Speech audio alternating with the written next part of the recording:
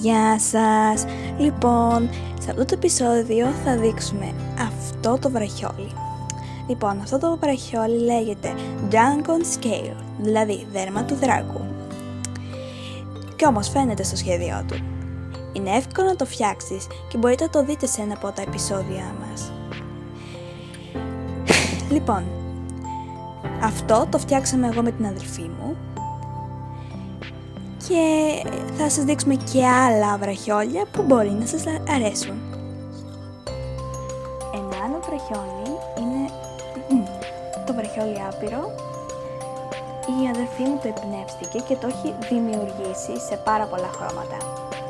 Εμένα μου αρέσει πάρα πολύ και άμα θέλετε, όπως σας είχα πει και στο προηγούμενο βραχιόλι, σε ένα από τα επεισόδια μας μπορείτε να το βρείτε. Λοιπόν, πάμε παρακάτω στο επόμενο βραχιόλι. Λοιπόν, ένα άλλο βραχιόλι είναι το Starbust βραχιόλι. Starbust Rainbow Loop. Εμένα μου αρέσει πάρα πολύ. Το έχω φτιάξει πρόσφατα και το φοράω κάθε μέρα.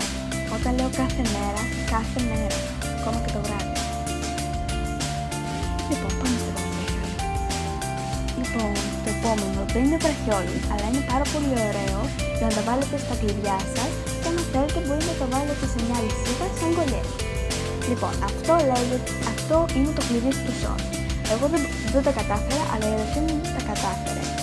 Και όπως σας είπα και στα προηγούμενα, θα το δείτε στο κανάλι μας, πώς θα το φτιάξετε και ελπίζω να σας αρέσει. Λοιπόν, στο επόμενο. Λοιπόν, το επόμενο είναι το ίδιο διακοσμητικό, αλλά δεν είναι νότα. Όχι. Πολλοί το λατρέψατε σαν διακοσμητικό και μπλουζάκια.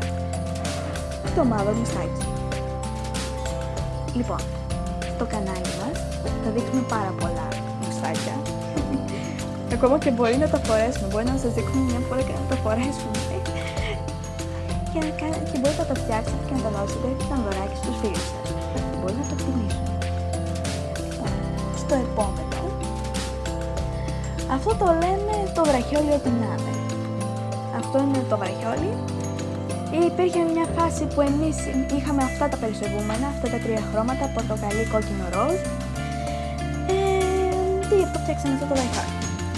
Στην αρχή εγώ το είχα φτιάξει και σκεφτόμουν να το κάνω βραχιόλι τριαντάφυλλο, αλλά μας βγήκε το βραχιόλι πάντα. Δηλαδή βάζεις τα χρώματα που πέρυσσεψε.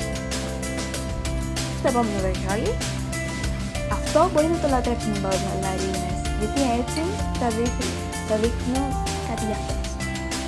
Λοιπόν, αυτό το λέμε βραχιόλι μπαλαρίνα, γιατί άμα δείτε σε ένα μαγαζί που πουλάει παπούτσια μπαλαρίνες, μπορεί να δείτε τέτοιο σχέδιο, να το βάλετε λίγο κοντά, ένα τέτοιο σχέδιο. Και μάλλον αυτές που είναι μπαλαρίνες θα το εκτιμήσουν. Λοιπόν, στο επόμενο βραχιόλι. Στο επόμενο βραχιόλι έχουμε το βραχιόλι καταράκτης, που έτσι ήταν πάρα πολύ ότι είναι σαν καταράκτης. Δηλαδή, μια φορά που το έφτιαξα λέω wow, μακάρι να ήταν καταράκτης να πηδούσα για να δροσιστώ μια μέρα. Γιατί είχε πάρα πολύ ζέστη μια μέρα και δεν μπορούσα. Θα πηδούσα και από καταράκτη για να δροσιστώ. Λοιπόν, στο επόμενο βραχιόλι. Λοιπόν, το επόμενο είναι ένα βραχιόλι.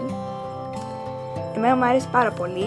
Σας φαίνεται λίγο περίεργο, αλλά και αυτό το βγάλουμε σε πάρα πολλά χρώματα, πάρα πολλά,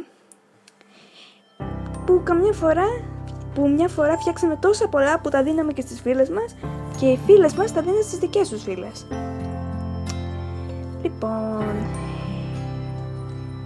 να δείτε πόσα χρώματα, ναι, τόσα χρώματα φτιάξαμε και ελπίζουμε να τα δώσουμε και στις φίλες μας. Τέλος πάντων, στο επόμενο βραχιόλι, λοιπόν, το τελευταίο βραχιόλι, αυτό είναι το πιο συνηθισμένο, δηλαδή όλοι μπορείτε να το κάνετε, το λέμε εμείς βραχιόλι πεξούδα. Τα πρώτα που είχαμε φτιάξει, περιμένετε, το λέμε βραχιόλι σκηνή, γιατί είναι τόσο, έτσι που το φτιάξαμε μοιάζει με σκηνή. Μια μέρα θα γίνω ο ρηβάτης και θα σκαρφαλώσω με αυτό το σκηνάκι. Λοιπόν, το βγάλαμε και σε πολύχρωμο, ωραίο ουράνιο τόξο. Το βγάλαμε και σαν μορουδιακό. Να, και σαν σκηνή σχέδιο. Που μπορεί να το δώσουμε μια μέρα σε κάποιον για να θέλει μια δωράκι για το μωράκι του.